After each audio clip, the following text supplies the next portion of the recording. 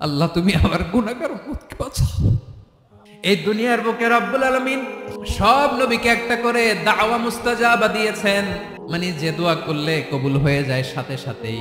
দুনিয়ার সব নবীরা ওই দোয়াটা দুনিয়ায় করে ফেলেছে। বিশ্বনবী বলবেন, আল্লাহ ওই স্পেশাল দোয়াটা দুনিয়াতে করি নাই, আজকে আমি তোমার দরবারে দাঁড়িয়ে কিয়ামতের দিন ওই দোয়াটা করছি। আল্লাহ আমার যে উম্মতের হৃদয়ে যাররা পরিমাণ ঈমান আছে, আমার একটা উম্মতকেও তুমি জাহান্নামে ঢুকাতে পারবা না।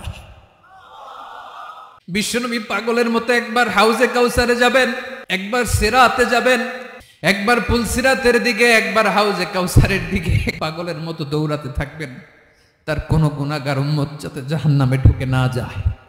উম্মতি বিশ্বনবী আমার জন্য কাঁদবেন, আপনার জন্য কাঁদবেন, আমাদের জন্য সেদিন কেঁদে কেঁদে জাহান্নামের দরজায় দাঁড়িয়ে আমাদেরকে টেনে টেনে জান্নাতে ঢুকাবেন।